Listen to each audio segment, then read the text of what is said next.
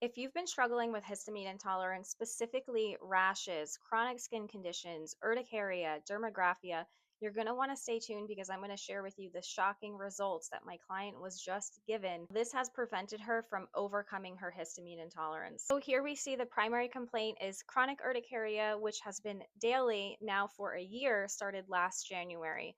Initially, she also had angioedema, fat lip, enlarged toes, baseball-sized hives. Currently, she's itchy, blotchy with red rashes. Meanwhile, this was back in June when her and I first met. The current symptoms: daily hives, rash, bloating, constipation alternating with diarrhea, weight gain. She is generally a very thin person. Fatigue, sleeping excessively, dark circles under her eyes, which were severe, emotional dysregulation, feeling inflamed, doesn't recognize herself. What we can see on the bottom there is 3 weeks. This all started 3 weeks after a water leak, which obviously was a big clue that we were dealing with mold. And here we have her mycotoxin test. And as you can see, nothing came up elevated, which I know is not the full picture because clearly, with her presentation and symptoms, we know she is not detoxing well. Again, the urine-based mycotoxin tests are showing us how well are you currently excreting mycotoxins. So I always take this with a grain of salt because we have to look at the full picture and look at the history and her symptoms. Here we're looking at her GI map stool test, and so yes, we see some elevated bacteria. Nothing is crazy high except for that Enterococcus. She does also have a parasite, and absolutely, parasites will fill your histamine bucket. But the thing is she has been taking a lot of antifungal herbs and antiparasitic herbs. So at this point, if it was really parasite driven, we should be seeing significant progress. When I am looking at all of these labs and doing her review, looking at this GI map, there is not enough going on here to explain the severity of the chronic hive situation that she has going on. So in my mind, I'm always thinking this is still mold driven, even though we didn't see any type of mold elevated on your lab. And this is why it's so important to work with a skilled practitioner who understands the nuances of these tests and also understands how somebody's body is going to detox well when it's supported and it's not going to detox well in the early phases of when you're starting to work with somebody. And now here is a conversation between her and I when she was coming off of Zyrtec for a couple days in preparation for doing her Dutch test.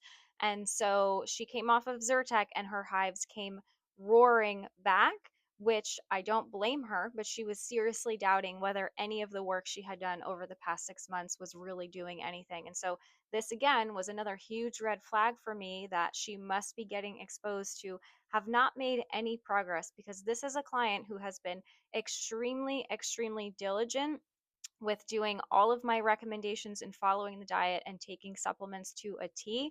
So when that is happening and we've been working for 6 months together, we should be seeing some progress, but we won't see progress if you are still getting exposed to mold. And so this is when I really pushed for her to do plate testing because she was living in an apartment and we wanted to do plate testing before trying to do paying for any kind of an inspection.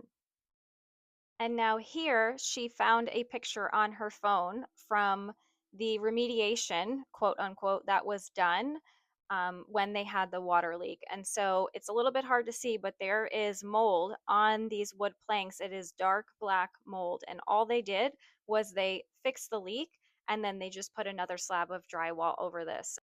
So at this point, we got her plate testing back, and there were some inconsistencies, but some things did show high.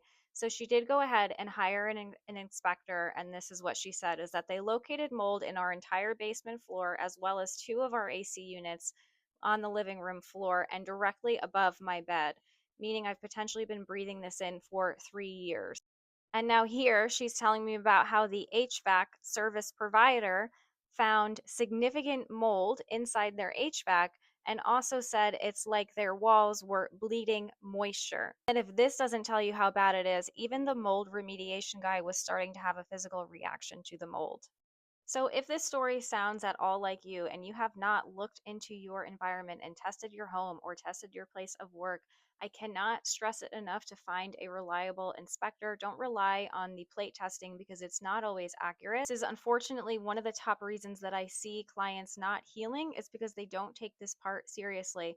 And thank goodness she trusted me enough to actually move forward with the inspection, because otherwise she could still be living in that apartment, getting sicker and sicker and needing to rely more on medication.